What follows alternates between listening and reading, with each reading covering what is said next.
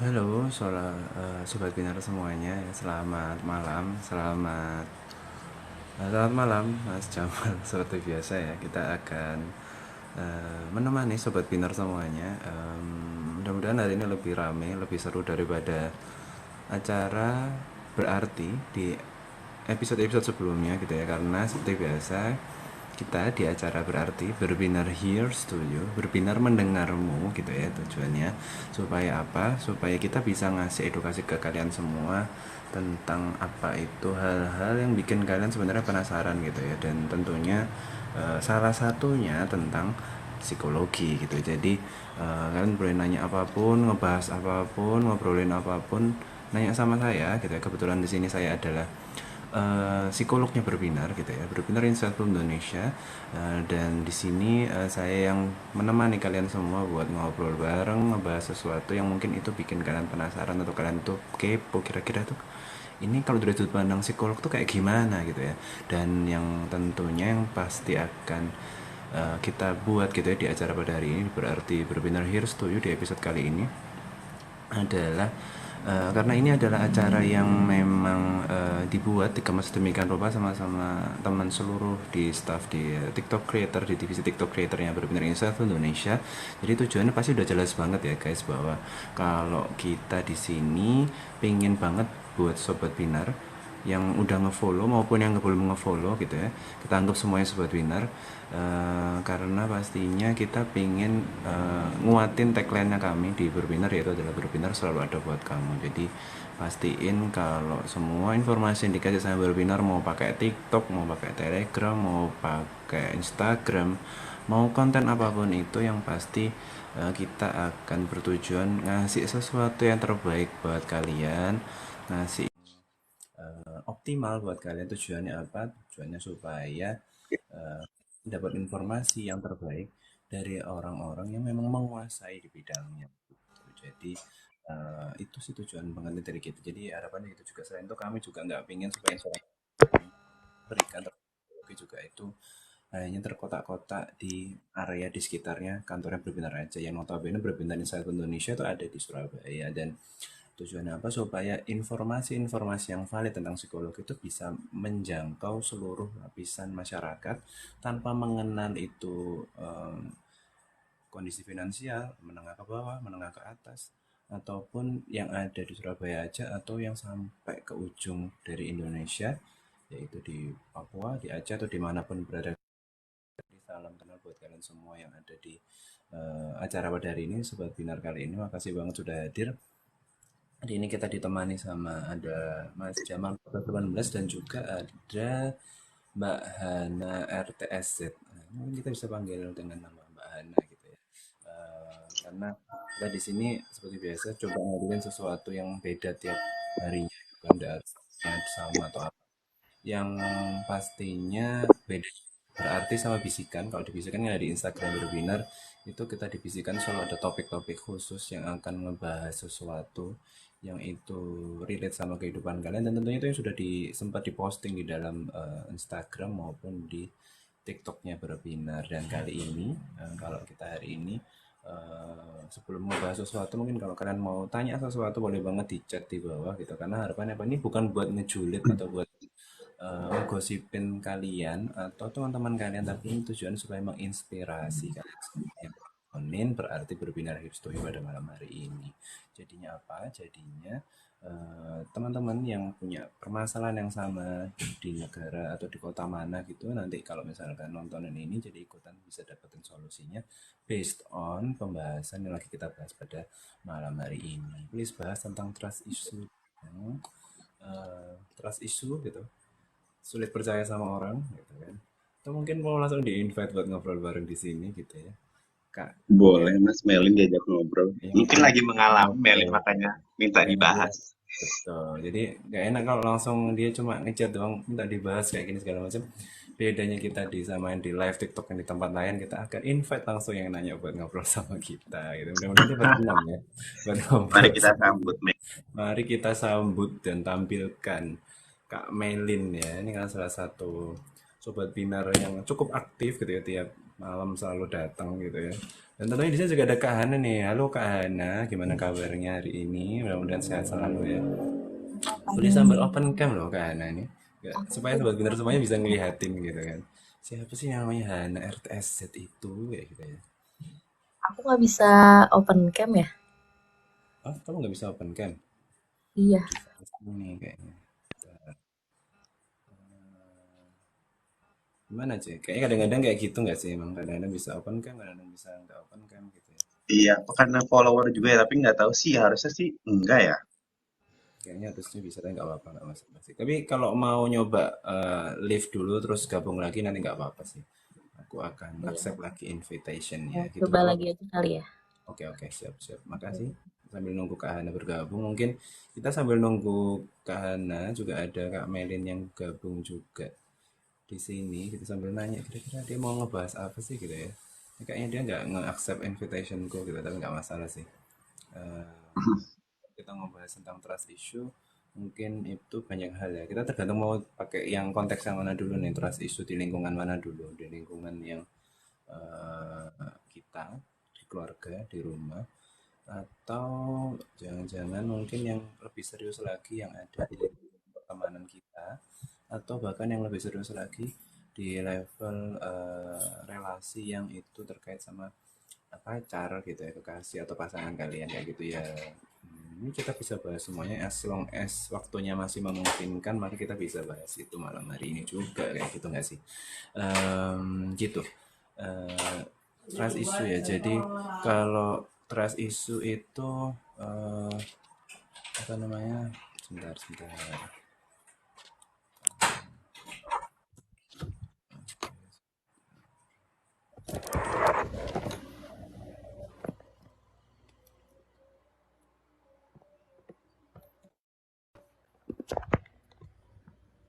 Halo, suaraku udah terdengar ya teman-teman semua? Udah sih, cuma kayaknya nggak kecil ya, Mas. Apa? Agak kecil. Agak kecil, oke. Ini udah tak kencengin lagi, mudah-mudahan kedengeran. Kalau kayak gini udah jelas, udah dengar suaranya? Udah sih, Mas. Lumayan sih, Mas. Ya, udah lebih baik ya. Oke. Eh, nggak apa-apa nih kalau Kak Melin pengen jelasin on mic. Bahkan kalau on cam, wah ini lebih seru lagi kalau bisa on cam. Jadi gimana nih Kak Melin? Cara aku masuk nggak? Masuk, masuk, masuk. Ya aku pengen Bisa on kok, cam, Mel. tapi kayak nggak bisa gitu. Kayak kenapa nih? Aku juga belum bisa on cam. Kadang-kadang memang itu salah satu bagian dari trust issue ya. Kalau kita itu nggak mau open mic atau open cam, ya mungkin itu bagian dari merahasiakan wajah sesungguhnya gitu kan. Tapi nggak salah. Yang penting kita bisa ngasih inspirasi buat orang lain. Jadi kalau Melin mau cerita nggak pakai on cam juga nggak apa-apa. Kita bikin yang nyaman aja lah buat Melin. Gimana gimana. Jadi trust issue yang kayak gimana yang mau kita bahas pada malam hari ini, Kak Melin? Jadi tuh gini mas, kayak beberapa hari yang lalu itu kayak kita tuh bukan kita ya. Saya Hmm, nggak, kebetulan nggak punya hubungan ya sama Kak Melin ya. Jadi bisa diperjelas ke sahabat Binar semuanya. Eh, saya dan Melin ini hanya staff dan atasan gitu. Jadi bukan kita yang gimana, ini harus diperjelas nih kalau kita ngomong di sosial media nih. Jadi iya gimana bener. nih? Kamu sama siapa nih? Jadi jelasin dulu. Maybe pasangan ya mas ya. Jadi Oke. kayak beberapa hari yang lalu tuh kayak menemukan pasangan saya nih. Mhm. Keluar sama Nah, tapi tuh kayak nggak bilang gitu loh. Terus kayak aku tuh ngegapin lewat story orang lain lah intinya tuh. Terus akhirnya tapi dia tuh ngejelasin. Terus aku bilang dong kak, ya meskipun itu bener tapi kayak intinya tuh dia bohong. Terus akhirnya tuh buat percaya lagi ke dia itu nggak bisa. Jadi kayak ke trust issue gitu loh mas. Kayak lihat video apa dikit tentang yang membahas tentang hal-hal kayak percitingan itu kayak jadi trust issue gitu loh aja sama cowok sekarang gitu mas. Ini sebenarnya posisinya pasangannya Mbak Melin ini atau Mbak Mel ini MLL gitu ya. Itu lagi beraktivitas bersama orang lain tapi offline, dan kebetulan itu terekamnya dalam story yang itu sifatnya digital pasti ya. Gitu bener nggak? Iya, tapi aktivitasnya ini bukan aktivitas yang mm, kayak olahraga atau kerja itu enggak gitu. Jadi memang kan kalau ini barusan kita juga sempat di chat sama Kak Jam 14.18 gitu ya. Apakah ini back burner gitu ya? Nggak, ini bukan back burner. Jadi jangan lupa guys buat nontonin topik back burnernya juga. Ini ngomong kita lagi ngebahas back burner itu ada back burner yang lagi kita bahas di waktu bisikan dua minggu yang lalu itu ya. Kebetulan sama saya narasumbernya itu cek aja di Instagram Berbinar atau juga barusan banget ini kita lagi habis tapping ya sama Kak Jam 14.19 juga di em, Spotify dan YouTube nanti akan ditampilkan lagi diproses demikian rupa sama timnya Berbinar sehingga nanti akan bisa kalian tonton dan dengerin juga topiknya. Itu juga mungkin akan nanti ngebahas tentang trust issue yang lagi dibahas sama Kak Melin. Jadi kalau kita ngebahas itu, yang pasti back burner itu nggak ada hubungannya kalau itu tuh dilakukan secara offline kayak gitu. Jadi aku tanya nih, ini online atau offline? Jadi ternyata itu offline, tapi kebetulan Kak Melin itu ngegapnya nontonnya atau bahasa Jawanya kepeknya gitu ya, ketahuannya itu saat dari storynya temennya atau story someone else gitu ya. Mungkin itu bukan temennya tapi itu lagi ngefollow gitu Kak Melin. Dan mungkin kita harus tanya juga nih, episode berikutnya kita bahas kenapa kok Kak Melin ngefollow orang yang lagi story sama pasangannya lah. Ini juga harus kita tanyakan ke Kak Melin. Oke, kita langsung bahas aja. Jadi, Itu story ini, apa-apa? itu kayak story story temanku, tapi lebih ke story IG tempat itu gitu. Ini Heeh. banyak informasi yang cukup ditahan ya, supaya kita juga agak leluasa ngeformnya gitu ya, Kak Melin. Nggak apa, itu kayak intinya di sini kadang aku tanya terus kemudian kayak gini, kayak Kak Melin nih, kalau mau tadi yang lebih ke bagian trust issue yang mana nih yang bikin akhirnya rasa percayanya itu jadi turun kepada pasangannya, bagian mananya? Maksudnya jadi aku besok-besok kalau mau dia ngomong apa buat alasan aku jadi kurang percaya nih atau lebih ke yang besok-besok kalau aku mau apa namanya mau cerita sesuatu yang itu rahasia aku nggak akan semudah itu udah cerita sama dia. Dan lebih ke yang mana nih trust issue-nya kalau boleh tahu? Oke, jadi trust issue-nya tuh lebih ke kayak misal nih dia izin mau keluar tuh, mau main. Nah, dulu-dulu tuh kayak oh ya udah ke tempat itu ya, oke nggak apa-apa. Tapi sekarang tuh kayak jadi nggak percayaan gitu loh, bawaannya tuh nggak tenang, terus kayak jadi kayak suka stalking kayak gitu-gitulah. Gitu sih. Ke bagian itu. Iya. Nah, sekarang jadi kalau mau tahu dia di mana atau gimana itu harus lebih intens buat cari tahunya karena bisa jadi kita nggak cukup percaya sama dia karena semua yang dia lakukan belum tentu itu sama seperti yang kita pikirin kayak gitu ya nggak sih. Jadi akhirnya rasa percaya itu semakin menurun gitu. Tapi itu terjadi juga tidak serta-merta begitu saja saya yakin juga kayak gitu. Tapi trust issue ini sebenarnya muncul tidak hanya sebenarnya dipicu oleh apa yang terjadi barusan atau yang kemarin. Mungkin, nah ini mungkin ya, aku coba tanya nih sama Kak Melin. Jangan-jangan sebenarnya yang dialami oleh Kak Melin ini adalah situasi berulang dari situasi-situasi sebelumnya di pasangan yang sama atau dengan pasangan-pasangan sebelum sama yang sekarang ini kayak gitu. Nah, itu harus dicek dulu kenapa? Karena trust issue ini itu sebenarnya kan kalau kita tarik ke dalam keilmuan psikologi kan yang kita bahas adalah tentang konstruk atau variabel itu rasa percaya, mempercayai orang lain, kemampuan mempercayai orang lain sehingga kita bisa tahu oh seberapa sih rasa percaya kita kepada orang ini atau rasa percaya kita kepada seseorang atau rasa percaya kita kepada orang secara umum kayak gitu. Nah, sehingga kalau kita tahu itu berapa atau seperti apa, seberapa besar rasa percaya itu, maka kita akan tahu sebelumnya berapa jadi berapa. Nah, perubahan itu, rasa percaya itu gitu ya, kuantitinya, jumlahnya itu tuh tidak serta-merta menurun begitu saja. Kemudian itu apa ya semacam itu terjadi karena hal itu aja, tapi bisa jadi itu karena itu tadi situasi yang berantai sebelumnya dan yang pasti kalau misalnya kayak kayak gitu harus dicek dulu nih sebenarnya kita ini ngalamin itu sekali ini atau sebelum-sebelumnya atau gimana.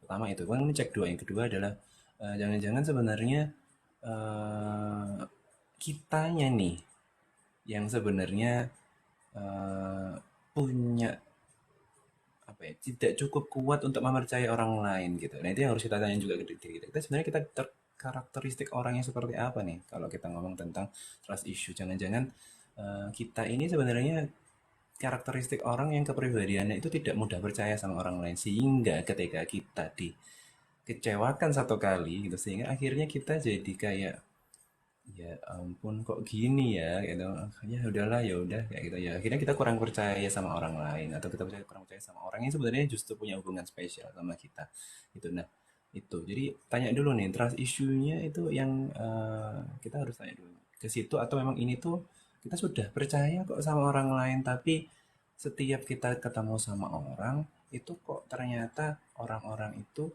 orang yang sekarang maupun orang-orang yang sebelumnya itu tuh kurang bisa ngasih apa ya, feedback yang bagus. Kalau kita sudah percaya, dia kok nggak ngasih kepercayaan yang sama seperti yang kita kasih kepercayaan ke dia. Itu kan namanya namanya relasi kan seperti itu ya nih.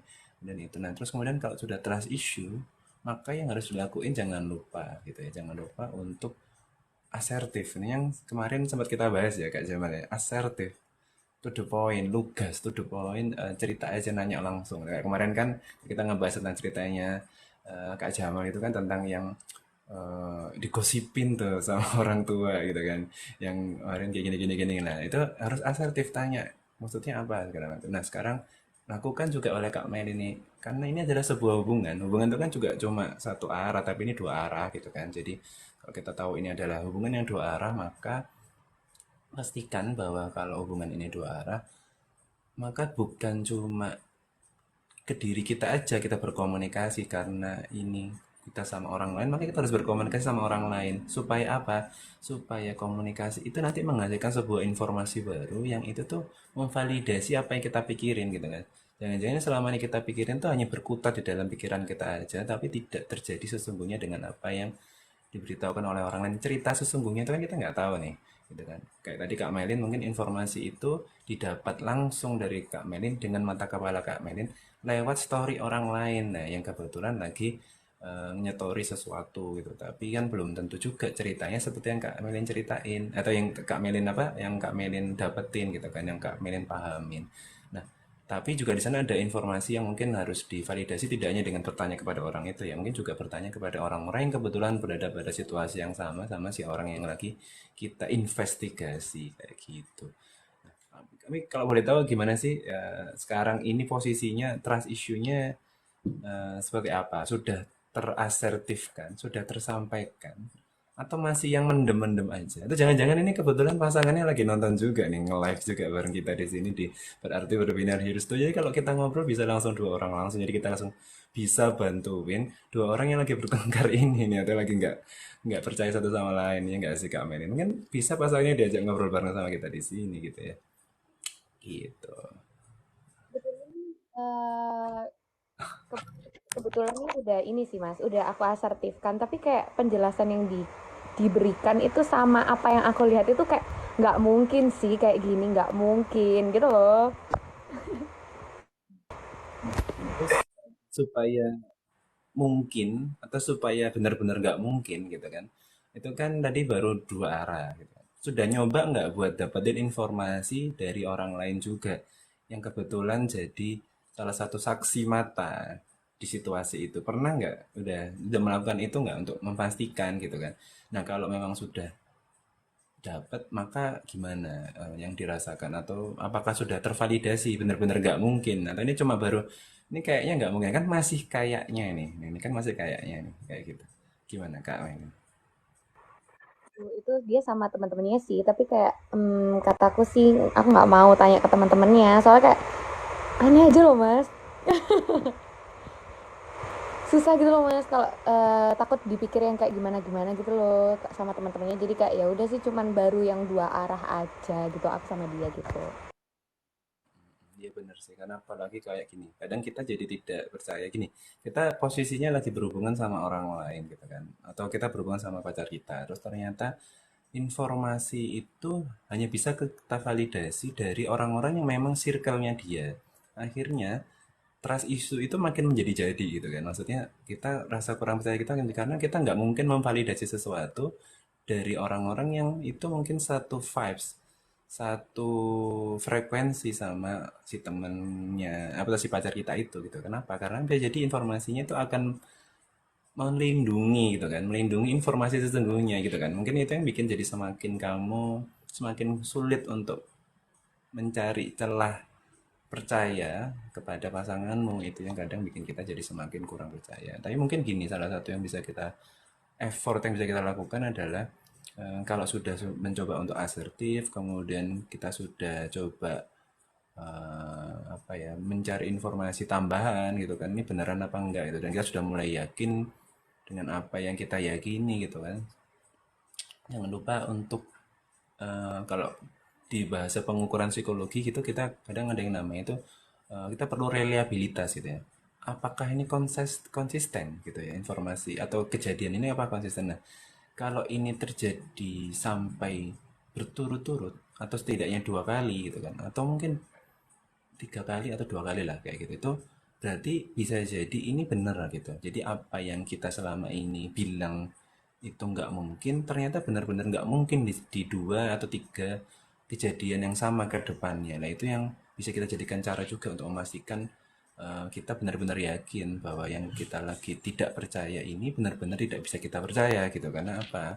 Tetap kalau kita ngomong tentang sebuah komunikasi, sebuah relasi, maka tidak mudah buat kita bilang itu tuh valid atau tidak, kecuali memang ada informasi-informasi pendukung yang sangat kuat gitu. Ya betul betul kata Kak Jamal, nanti malah temennya belain si cowoknya Melin gitu kan. Ada mereka bisa aja udah tahu tapi nutup-nutupin gitu loh Mas gitu. Ini sen sama Kak Melin mungkin supaya agak rame gitu. Mungkin Kak Hana mau ikutan berkomentar, ngeramein acara pada hari ini. Silakan banget. Udah bisa on cam nggak atau masih belum? Kalau belum nggak apa-apa.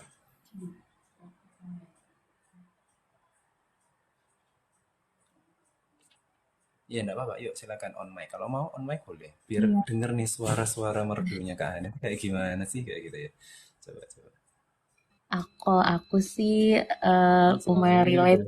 udah ini kan, udah yang serak-serak bahasa gitu nggak sih Kak Kak Aceh ya. Jadi supaya nggak cuma Aceh dan Dani aja di sini, Kak Jamal dan Dani aja yang tiap minggu ngobrol ya, bener ya Jamal ya. Silakan silakan Kak Hana. Iya, tadi aku lumayan relate sih ya kalau karena trust issue kayak gitu. Aku juga, apalagi kan aku emang overthinking juga gitu ya orangnya, masih susah banget buat ngatasin overthinking gitu. Ditambah kalau ada kayak tadi gitu, jadi malah jadi mal apa ya, bikin mikir, aduh gimana ya gitu. Jadi overthinking, jadi trust issue juga. Entah itu sama temen atau sama pasangan atau gimana. Jadi emang masih struggle banget sih buat ngatasin trust issue kayak gitu. Mm-mm. Dan Bener, dalam bener, bener. posisinya Setuju banget sekarang sih. Kak Hana sedang berpasangan atau masih belum karena masih trust issue? Eh waktu itu sempet trust issue banget. Jadi kayak bener-bener gak bisa nerima siapapun gitu. Tapi lama-lama tuh kayak mau nyoba lagi gitu karena kan ya apa ya, jangan stuck mulu di situ lah mikirnya gitu. Terus pas mau mulai, tapi sempet jadi malah takutnya tuh malah jadi ke arah yang toxic gitu karena akunya trust issue jadi malah takutnya nuduh-nuduh gitu. Jadi takutnya malah kedepannya malah jadi toxic gitu. Tapi ya gimana, aku yang juga masih struggle buat ngatasin trust issue itu gitu. Ya, Jadi akhirnya takut sekarang sama sudah cowok bener berhasil, banget. sudah berhasil mengatasi trust issue itu dan sudah berpasangan atau masih OTW, em, sedang berproses belajar untuk mengatasi trust issue-nya dan mencoba untuk mencari pasangan yang lebih sesuai. Lagi baru mau nyoba dan udah ada gitu kan. Jadi kayak cowoknya ini masih bener-bener kayak nyoba berusaha ngeyakinin gitu. Tapi karena akunya trust issue jadi kayak kadang aku mikir ini akunya yang emang salah atau gimana gitu. Akunya yang emang ribet atau karena emang aku udah pernah punya pengalaman trust issue sebelumnya. Jadi kayak emang kayak gini gitu. Mau gimana gitu mikirnya. Jadi cowoknya juga jadi bingung, akunya juga jadi kayak ngestak terus di situ gitu. Yang pasti adalah gini, jadi yang harus diapresiasi gitu ya buat sobat Binar semua yang nonton pada malam hari ini tuh yang harus diapresiasi kalau dalam case-nya Kak Hana ini, Kak Hana ini sudah berusaha banget loh gitu ya guys. Jadi sudah berusaha membuka perasaannya, buka hatinya gitu kan, mengusahakan agar overthinkingnya tuh direduce demikian rupa sehingga ketika dia ketemu sama cowok yang mau deketin sama dia itu jadi lebih bisa nyambung, lebih bisa ngobrol meskipun itu stepnya cukup masih harus bertahap gitu ya, nggak yang bisa langsung semudah itu gitu ya.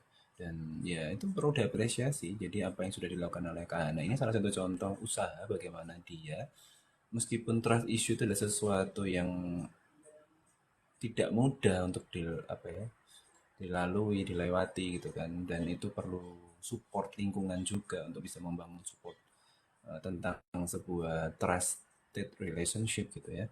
Tapi karena ini sudah berusaha demikian rupa gitu kan. Nah, situasi yang mungkin juga kalau katanya Kak Hana gitu kan, kalau katanya Kak Melin itu kan akurat gitu ya.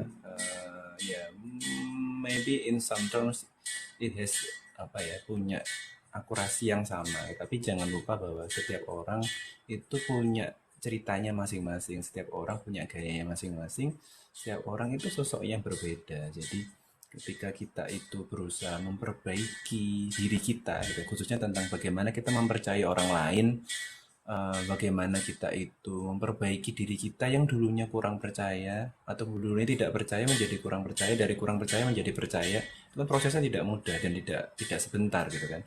Maka eh, ya itu adalah usaha yang luar biasa gitu. Kemudian jangan lupa juga bahwa kalau sudah berusaha sedemikian rupa itu harus kita apresiasi terus kepada diri kita, itu juga buat ngurangin dominasi dari overthinking yang kita milikin gitu. Karena kalau kita masukin ke dalam diri kita setiap usaha yang sudah kita lakuin, kita mau nerima orang buat ngobrol sama kita, cowok mau nerima orang buat ngobrol lebih dari sekedar obrolan pertemanan, itu kan sesuatu yang sudah luar biasa. Apalagi buat orang-orang yang sering dikecewakan, sering sakit hatiin gitu ya, sering dikhianatin, itu kan sesuatu yang agak sulit gitu kan. Nah, jangan lupa kalau ini sesuatu yang berbeda, setiap orang punya cerita masing-masing, meskipun cerita Kak Melin dan Kak Han itu sama buat Sobat Binar semuanya, atau mungkin ada beberapa hal yang sama, pasti akan ada hal-hal yang itu significantly difference gitu kan. Yang itu bikin ceritanya Mbak Hana lebih spesifik, spesial buat Mbak Hana, dan ceritanya Kak Melin itu spesifik, lebih spesial buat Kak Melin gitu kan. Nah, terus gimana gitu kan? Terus jangan lupa karena ini tiap orang berbeda, maka gitu kan, jangan lupa untuk kita pahami bisa jadi kalau kita itu membangun hubungan dengan orang lain, meskipun sama-sama manusia berjenis kelamin laki-laki, berarti jangan lupa ada kemungkinan akan akhirnya berbeda dengan yang satunya kayak gitu. Karena pasti orang yang satu dengan orang yang lain itu pasti punya kekhasannya masing-masing. Bisa jadi kayak aku kemarin bilang, jangan-jangan karena ini dia cowok Gemini, sekarang ketemu sama cowok Gemini lagi, jadi akhirnya itu trust issue gitu kan. Nah, bisa jadi cowok Gemini yang satu dengan cowok Gemini yang lain itu berbeda. Karena apa? Karena setiap cowok, mau itu dia Gemini, Cancer, Capricorn ataupun apapun itu dilahirkan dari proses yang berbeda. Punya experience masing-masing, proses belajarnya berbeda, punya otak yang berbeda, cara memandang orang lain dan berempati yang juga berbeda. Jadi gitu. Jadi pastikan dirimu selalu punya slot yang cukup buat menerima orang untuk mau dekat sama kalian kayak gitu. Jadi kayak gitu sih guys. Jadi pun Kak Melin kayak tadi di situasinya seperti yang dialamin Kak Melin, eh, terus juga bukan berarti next time jadi trauma atau kemudian next time jadi nggak percaya sama sekali gitu. Tapi bukan seperti itu. Tapi sekarang harus belajar untuk mencari solusinya gitu. Kenapa? Karena hidupmu bukan untuknya, tapi hidupnya untuk dirimu sendiri. Kalau kamu itu paham tentang hidupmu, bahwa hidupmu itu perlu untuk bahagia, maka kamu bisa bahagia dengan orang lain yang lebih baik daripada orang yang sama kamu sekarang kayak gitu. Jadi kalau memang kamu tidak bahagia dengan orang yang ini, kamu harus kembalikan ke dirimu bahwa kalau bahagiamu itu bisa lebih baik lagi kalau tidak sama orang ini. Dan kalau tidak sama orang ini, bukan berarti tidak sama sekali sama orang lain, tapi lebih ke juga mencoba untuk membangun hubungan yang baik dengan orang yang lain juga. Jadi tidak ada yang tidak mungkin di dunia ini gitu ya. Cowok Gemini ataupun cowok basket gitu kan, ataupun cowok band gitu kan, tidak selalu mereka punya hak yang sama untuk dijudge oleh semua cewek itu adalah cowok playboy. Cowok yang nggak bisa dipercaya, cowok yang sulit berkomitmen, nggak semuanya kayak gitu. Ada kalanya gitu kan, pasti gitu kan ada orang-orang yang itu punya kondisi psikologis yang lebih baik sehingga kalau kita bertemu sama orang-orang dengan kebetulan profesinya sama gitu, tapi bisa jadi karakteristik kepribadian itu berbeda gitu kan. Jadi benar banget yang ini sudah sempat kita bahas sebelumnya Kak Jamal di eh, bisikan on Spotify dan bisikan YouTube yang nanti akan segera rilis ya di Berbinar Insight Indonesia. Jadi jangan lupa buat cek terus Spotify-nya Berbinar sama YouTube-nya Berbinar karena kalian akan dapat informasi yang menarik dari bahasan kita yang ada tentang back burner dan tentang relationship itu kayak gitu. Judulnya apa gitu ya? Judulnya itu pastinya tentang apa Kak Jamal boleh di-spill dikit buat teasernya biar kalian penasaran. Sebenarnya kita ngebahas apa sih di YouTube sama Spotify-nya Berbinar yang akan rilis beberapa saat lagi? Bahasnya tentang hubungan ya, cara menyeimbangkan Ya. antara hubungan kita dengan diri sendiri, orang lain maupun dengan pasangan kita supaya nggak berantakan dalam mengatur memanajemen waktu kita sendiri seperti itu sih.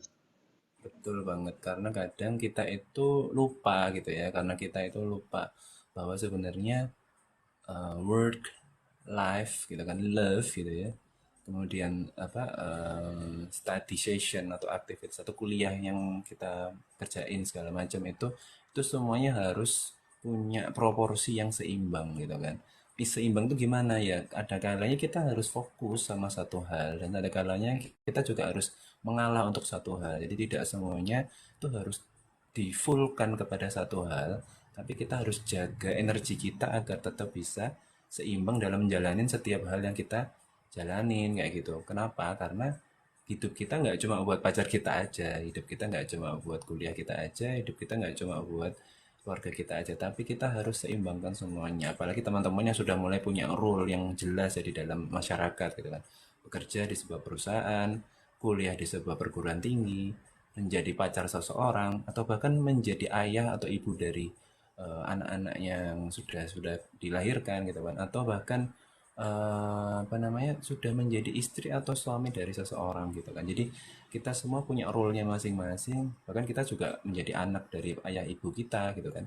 Maka karena role semuanya itu penting gitu kan, saya yakin tidak ada yang ingin bilang kalau itu tidak penting, ini penting, ini lebih penting daripada itu. Semuanya penting gitu, sehingga karena semuanya penting maka harus seimbang gitu kan, antara mana yang harus kita dahulukan saat ini dan mana yang harus kita lakukan berikutnya gitu kan.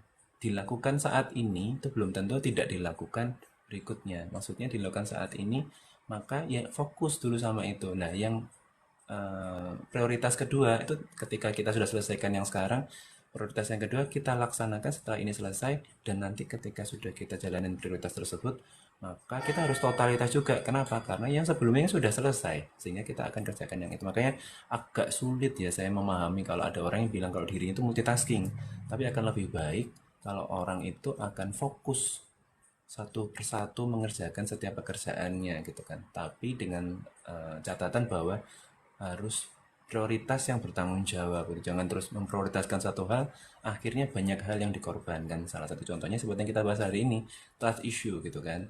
Trust issue itu betul bahwa kita paham kalau kita tidak percaya sama orang lain atau kurang percaya sama orang lain, atau bahkan yang lebih ke positive thinking adalah kita belum cukup percaya sama orang lain. Nah, itu yang harusnya ditanamkan kepada diri kita masing-masing. Sifat overthinking, apa yang sedang kita pikirkan itu mulai harus kita racuni gitu, kita dominasi dengan kalimat-kalimat belum percaya, bukan tidak percaya tapi belum percaya sama orang lain. Karena kita tahu itu belum, maka kita yakin suatu saat akan menjadi percaya. Kalau tidak percaya kan kita sudah stop gitu kan, tidak percaya gitu kan. Jadi itu akan jadi sesuatu yang berat gitu kan untuk kita bisa jadi lebih baik lagi ke depan. Sementara itu padahal jangan-jangan orang yang menjadi lawan jenis kita yang awalnya kita kurang percaya karena mungkin punya sesuatu yang mirip dengan pasangan kita sebelumnya membuat kita tidak percaya, itu sebenarnya salah satu adalah orang yang sangat apa ya, care sama kita gitu kan. Nah itu tadi aku bilang, jangan-jangan kita melewatkan kesempatan emas untuk ketemu sama orang yang sebenarnya itu cocok banget sama kita, yang bikin kita jadi lebih bahagia. Berhubung kita punya pengalaman yang tidak bagus, berhubung kita punya pengalaman yang kok mirip ya sama ini gitu. Akhirnya kita jadi ngerasa ya udahlah, samain aja cara kita berperilaku tentang hal-hal semacam ini. Nah, itu yang kurang fair gitu. Gak fair juga buat mereka yang benar-benar care, perhatian, dan benar-benar sayang sama kita. Nah itu. Kemudian nah kayak gini juga nih, kayak tadi kayak Kak Melin sama Kak Hana gitu kan. Ya betul. Oh, akurat nih, benar. Terus ketika kita ngobrol dalam situasi pertemanan, akhirnya kita pengaruhin teman kita. Iya nih, benar juga nih, cowok itu emang sudah dipercaya gini cewek. Terus si cowok juga bilang, ya cewek-cewek sekarang pada kayak materialistis kayak gitu. Nah, ini kan situasi yang dua kubu yang agak sulit ditemuin nih. Nah, tapi jangan lupa apa yang kamu alami itu, terus jangan terus kamu bikin orang lain apa ya, harus punya pikiran yang sama seperti kamu gitu, karena setiap orang tuh punya haknya masing-masing gitu kan. Bagaimana cara dia bersikap, bagaimana cara dia mengambil keputusan, itu menjadi keputusan haknya dia sebagai manusia gitu.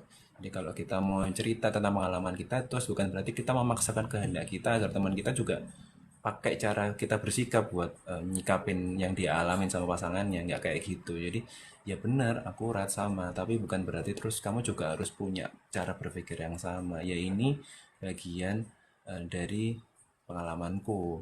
Kalau kamu punya pengalaman yang sama, kamu lebih baik berhati-hati aja. Tapi terus bukan berarti nggak sama sekali buat jalanin itu dengan caraku kayak gitu. Iya, betul. Ini ada pertanyaan menarik juga. Tapi sebelum kita jawab tentang pertanyaannya Kak Lala gitu kan, juga ada Kak Hana juga. Nah, jadi mikir stop aja karena takut sakit hati lagi, atau mau coba karena siapa tahu dia beneran. Nah, ini yang kadang-kadang kita bikin sulit ya untuk bisa membangun hubungan yang baru gitu ya. Nah, tapi bukan berarti kita nggak bisa. Mungkin saat ini kita punya pikiran kayak gitu, cuma kita belum nemuin kliknya, belum kita nemuin apa ya, eh, golden momentnya itu ya, sehingga kita belum bisa untuk berubah dari ke versi yang bisa lebih percaya. Lebih percaya itu kan bukan berarti harus percaya 100% ya guys. Jadi kita letakkan aja itu 10% dulu gitu kan. Daripada tidak sama sekali kan 10% dulu. Kemudian kalau kita lihat ada perubahan-perubahan yang bikin kita lebih baik, bikin kita bahagia dari hubungan ini, kita letakkan tambahin 10% lagi, 10% lagi 10%. Jadi bukan berarti tidak percaya sama sekali, tapi kita pasang dikit-dikit kayak gitu. Jadi nah ini kalau ada pertanyaan dari Kak Lala, kita coba jawab. Kak, ketakutan untuk menikah salah satu pemicu dari keluarga ya. Lalu cara mengatasinya bagaimana ya Kak? Iya betul, salah satunya karena itu ya. Karena jadi saya bilang ke Kak Hana dan Kak Melin di menit-menit sebelumnya di acara episode kita hari ini, karena itu bukan sesuatu yang terjadi barusan aja. Orang menjadi sulit percaya itu bisa jadi karena pengalaman-pengalaman sebelumnya. Entah pengalaman diri sendiri atau pengalaman dari lingkungan keluarga atau lingkungan orang-orang yang terdekat dari dia. Akhirnya dia punya persepsi bahwa wah kok nggak enak ya punya hubungan pernikahan, kok nggak enak ya punya hubungan pacaran, kok nggak enak ya punya hubungan sama lawan jenis gitu ya. Sehingga aku juga nggak pingin merasakan rasa nggak enak yang sama seperti yang mereka rasakan gitu kan. Sehingga ini sesuatu yang nggak mau aku ulangin, dan aku nggak mau ngerasain rasa sakit yang sama. Ini kadang-kadang orang apa ya, experience her or himself itu by others person experience, yang itu kadang kurang pas gitu ya caranya gitu ya. Kita boleh dapat informasi, kita boleh dapat knowledge yang baru dari pengalaman orang lain, kita boleh terinspirasi dari pengalaman orang lain, tapi bukan berarti keputusan itu adalah keputusan yang sama dengan yang dilakukan oleh orang lain, karena itu bisa jadi membuat kita jadi lebih dewasa bahwa oh orang ini gagal bisa jadi karena ini, terus penyebabnya ini, sehingga kita nanti kalau besok mau mencoba membangun hubungan yang serius, entah itu pacaran atau pernikahan, maka saya harus belajar untuk mencari cara supaya ini tuh nggak terjadi, mencari cara supaya ini itu bisa dilewati, atau bahkan kita di level yang kalau sudah pun akhirnya terjadi, kita harus tahu nih solusinya gimana. Nah itu yang kadang-kadang kita kelewatan nyiapin itu. Kita percaya dulu sama apa yang sudah kita lihat, kita dengarkan, kita rasain, kita experience, tapi kita lupa kalau setiap apa yang kita rasakan, kita alami itu kita harus lengkapi juga sama yang namanya tools-tools yang lain, solusinya apa, cara menghadapinya gimana gitu kan, bagaimana cara kita melihatnya secara positif dan segala macam kayak gitu. Nah, betul. Jadi memang karena setiap perilaku manusia, rasa dan pikiran yang dirasakan saat ini terpengaruh dari edisi pengalaman-pengalaman sebelumnya. Jadi benar kalau kata Kak Lala, salah satunya dari keluarga, tapi tidak semua orang mengalami itu dari versi di keluarganya. Karena ada juga orang yang baru ngalamin itu ketika dia berrelasi dengan orang di luar keluarganya gitu kan. Mungkin kalau yang dari keluarga ketika pengalaman itu terkait dengan perceraian orang tua atau KDRT atau hal-hal yang itu terkait sama sesuatu dengan experience yang negatif gitu kan. Akhirnya kita nggak mau mengalami permasalahan itu sekali lagi di dalam kehidupan kita. Tapi ketika ada orang lain yang kehidupan keluarganya itu bahagia, ya meskipun tidak sempurna tapi cukup bisa hari-harinya tuh cukup bahagia gitu ya, tidak yang ya ada kalanya bertengkar segalanya tapi tetap bisa diatasi dengan baik. Ketika ketemu sama orang di luar kok tidak seperti yang saya alami di saat di keluarga gitu kan, akhirnya orang itu membandingkan versi keluarganya dengan versi cara dia berhadapan berhubungan sama orang lain, yang akhirnya itu kayak jadi pembanding yang kurang pas. Sementara eh, hubungan yang barusan dibangun bersama orang lain di luar keluarga ini kan hubungan yang kita bisa hitung durasi waktunya, sedangkan yang di dalam keluarga ini kan pahit manisnya naik turunnya itu sudah lebih teruji gitu kan. Jadi itu agak kurang fair kalau kita harus bandingkan satu sama lain. Kita harus menggunakan experience kita di pengalaman keluarga yang bahagia kepada hubungan kita yang saat ini. Jadi makanya harus benar-benar fair dan square gitu ya. Nah, karena kita tahu salah satu pemicu pernikahan apa takut untuk menikah itu adalah keluarga mungkin gitu ya, kalau memang itu permasalahan dari keluarga, maka kita perlu punya support positif dari lingkungan ya buat Kak Lala. Jadi salah satunya adalah kita memperbanyak informasi-informasi atau kita bertanya atau kita berada di lingkungan community yang itu sebenarnya berasal dari orang-orang yang pernikahannya itu sukses atau mungkin tidak sukses tapi dia bisa jalanin bertahun-tahun, naik turunnya tetap bisa bertahan dan komitmennya tetap terjaga. Nah, kita harus memperbanyak hal itu juga karena bisa jadi rasa takut yang kita miliki itu karena kita berada di lingkungan hal-hal atau informasi-informasi yang kita miliki, sosmed-sosmed yang kita baca dan kita tonton itu berkutat pada area-area yang bikin kita jadi kepikiran, bikin kita jadi overthinking tentang hal-hal yang negatif. Yang itu bikin kita jadi punya persepsi, ah aku kayaknya takut menikah dan segala macam kayak gitu. Jadi maka dari itu memang kita perlu memperbanyak itu gitu ya buat Kak Lala. Semoga bisa segera menemukan apa ya, bikin supaya informasi yang positif itu lebih dominan daripada informasi yang negatif. Jadi supaya kamu bisa punya perbandingan yang fair gitu ya, bahwa oh ternyata ada loh, meskipun dia itu pernah bertengkar, dia pernah ini ternyata mereka jadi lebih baik sekarang keluarganya, atau mereka bahkan pernah talak satu gitu kan, terus ternyata mereka bisa balik dan sekarang bahkan nggak sampai ke level talak dua, dan itu sekarang aman-aman aja keluarganya. Itu harus ditambah informasi-informasi yang positif juga supaya kita jadi lebih semangat gitu ya untuk membangun sebuah hubungan. Buat KRR Oni gitu ya juga saya coba bantu coba saya ngomong tapi orangnya lagi nggak ada di sini gitu ya. Kenapa ya Kak akhir-akhir ini ingatan buruk sekitar 10 15 tahun itu sering muncul lagi. Apa buat KRRR O 0 NEYY 3 kali itu eh, ya bisa jadi apa ya, mungkin ini sesuatu yang belum terselesaikan gitu kan. Jadi ingatan buruk ini 10-15 tahun itu muncul karena kita itu berada pada kondisi lelah gitu ya. Terutama saat-saat kita tuh di malam hari sudah capek. Ternyata itu informasi yang sudah di dalam ingatan kita itu mulai muncul lagi ke permukaan dan itu bikin kita jadi teringat. Dan kebetulan informasi atau hal-hal pengalaman itu tuh sebenarnya hal-hal yang belum terselesaikan secara 100%, atau kita belum menemukan solusinya atau kita bahkan belum cukup ikhlas gitu ya, belum legowo, belum settled gitu ya. Ya itu yang akhirnya kita jadi kepikiran lagi, bahkan itu sudah 10-15 tahun yang lalu. Itu makanya aku bilang ingatan kita itu kan bukan menghapus gitu ya, tapi itu akan cenderung untuk menimbun. Nah, karena ingatan buruk itu ditimbun, maka suatu saat dia akan naik ke permukaan.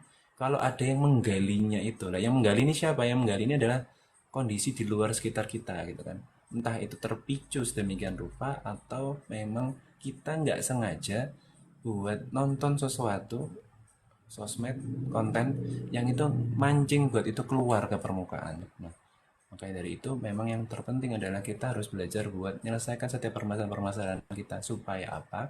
Supaya ini nggak akan muncul lagi di 10 sampai 15 tahun ke depan karena kita sudah siap dengan setiap solusinya. Kita sudah let it flow, let it go gitu ya. Jadi udah punya caranya sehingga ketika itu muncul lagi ke depannya kita tidak di situasi yang khawatir, takut itu akan terulang lagi ke depannya. Itu mudah-mudahan kejawab ya buat KRR. O N E Y Y Y.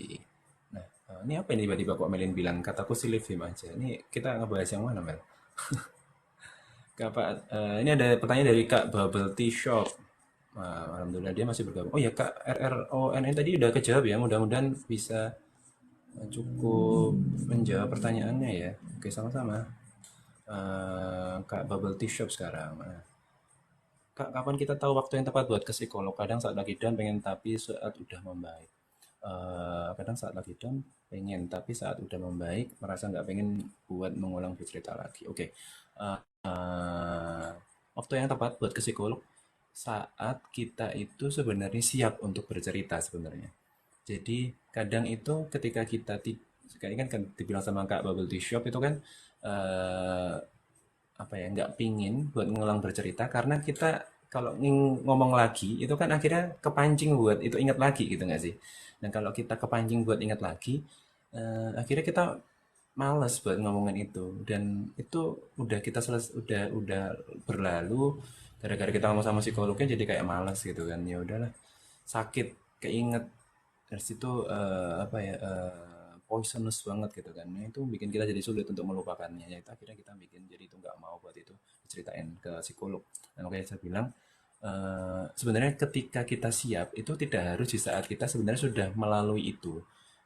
Siap itu artinya ketika kita ke psikolog itu ketika kita itu benar-benar atau kalian itu benar-benar merasa ini adalah waktu yang tepat karena ini adalah yang terbaik buat kamu lah itu kembalikan itu kepada prioritas ke dalam dirimu ini mau segera diselesaikan atau ini mau kita simpan dulu nanti baru akan muncul lagi di suatu saat nanti tapi kalau keluar lagi akan lebih sakit rasanya. Nah, makanya kita harus kembalikan diri kita sendiri nih. Kalau semakin cepat, semakin baik diselesaikan, maka akan lebih baik diselesaikan saat ini juga. Caranya gimana?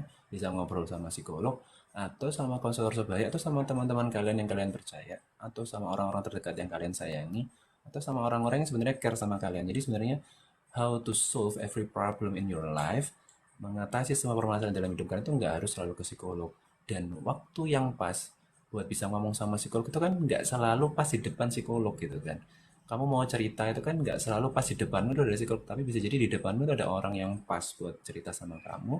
Tapi mungkin kamu kurang percaya karena takut nanti bocor, karena takut nanti gini. Nah, itu juga kadang ya, jadi pertimbangan-pertimbangan tertentu buat kalian buat cerita itu. Tapi bukan berarti terus kalian nggak mau cerita ya makanya cari momen yang pas, cari orang yang pas sehingga ketika kalian sudah mengeluarkan semua informasi yang bikin kalian nggak enak di pikiran, nggak enak di hati kalian itu jadi lebih enak kalau kalian sampaikan, dapetin solusi dari psikolog, dapet solusinya dari orang-orang yang benar-benar cocok yang mau kalian dengerin orangnya kayak gitu. Tapi itu tadi ketika saya bilang kapan waktu yang tepat, maka yang paling tepat adalah ketika kamu sudah sadar bahwa sebenarnya bercerita kepada orang lain itu bukan berarti mengumbar informasi itu begitu saja, tapi dalam rangka untuk kebaikan diri kamu sendiri. Jadi gitu.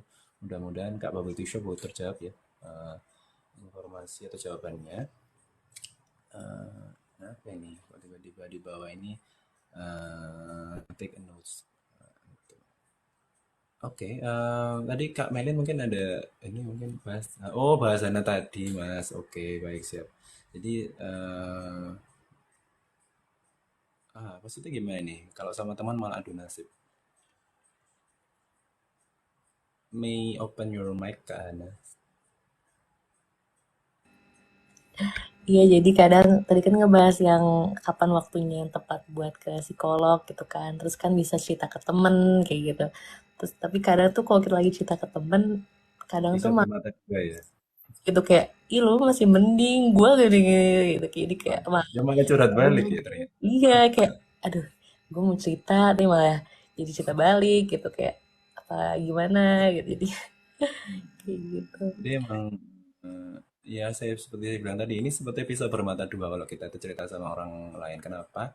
Karena dia tidak terikat oleh kode etik gitu ya. Sedangkan kalau di psikolog kalian bisa lebih yakin informasi itu akan terjaga kerahasiaan. Kenapa? Karena kami sebagai psikolog itu punya kode etik psikologi, kode etik profesi kami, di mana kami harus menjaga 100% tentang kerahasiaan informasi terkait klien kami, mulai dari permasalahannya sampai ke identitas pribadinya. Ini kalau kalian pernah nonton, ini yang barusan nonton Budi Pekerti nih, ini sudah mulai paham harusnya. Film Budi Pekerti itu juga ngebahas tentang salah satu, ada fragmen filmnya itu yang ngebahas tentang profesi psikolog.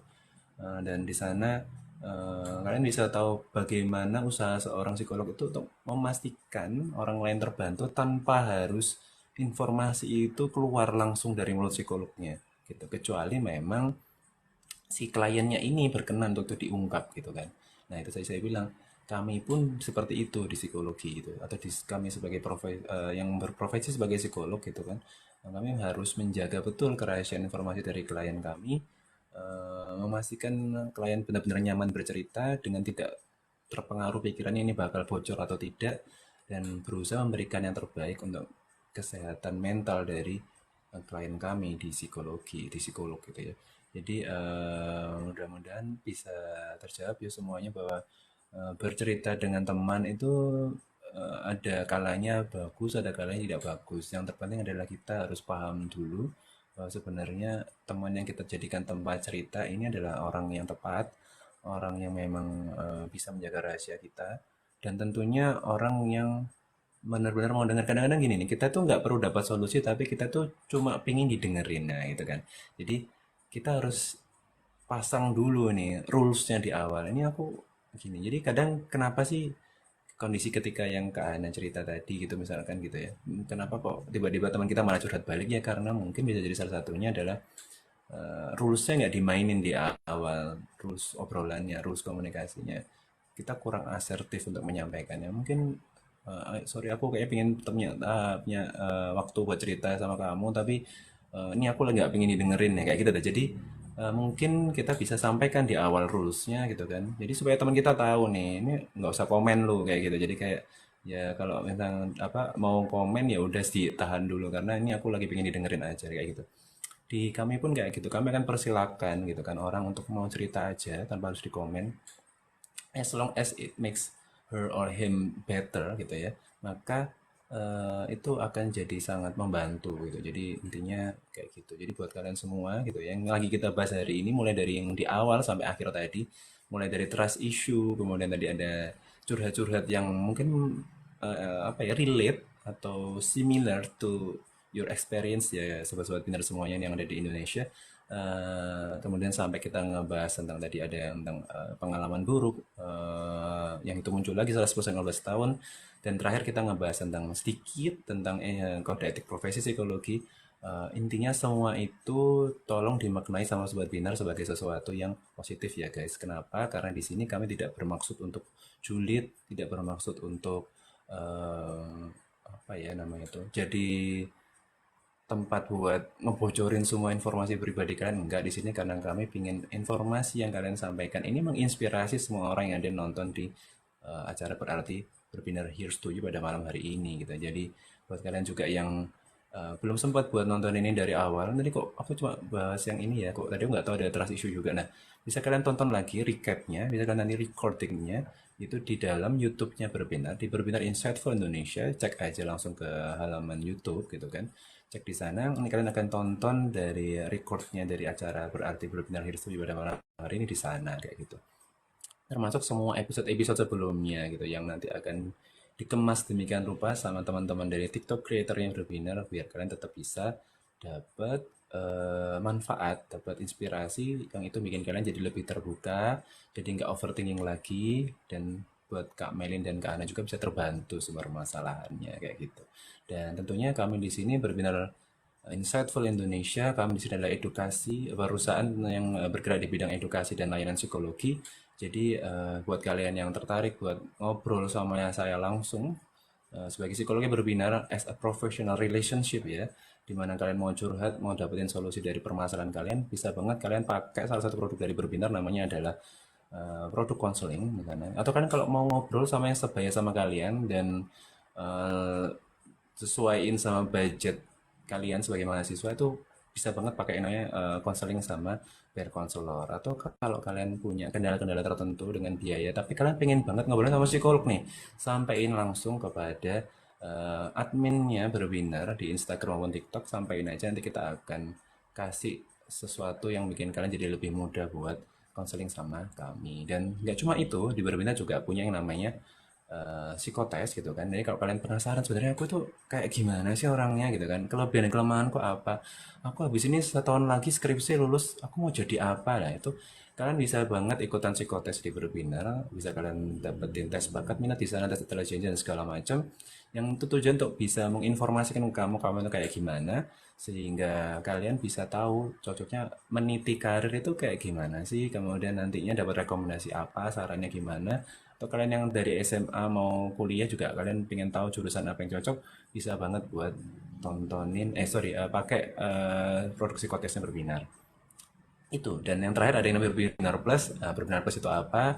Itu adalah salah satu program edukasi yang itu ingin belajar langsung dari pakarnya gitu kan, tentang job seeker, buat kalian yang mau cari kerja atau buat kalian yang ingin menjalani profesi sebagai human resource, graphic designer atau product manager, maka kalian bisa banget buat nontonin itu. Murah banget, harganya cuma 15.000 doang gitu kan. Kalian bisa dapetin videonya eksklusif dari para pakarnya dan juga bisa mentoring langsung one on one sama si pakar yang lagi ngomong di video itu kayak gitu. Dan tentunya kalau kalian pakai itu kalian bisa dapetin bundling package buat konseling dan psikotes dengan harga yang sangat miring banget guys, kayak gitu.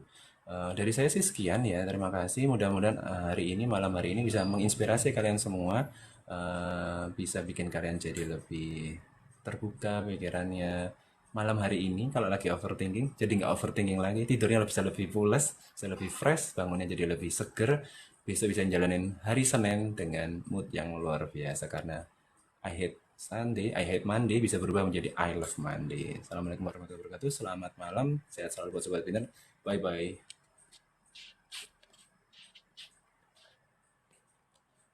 Terima kasih, Mas.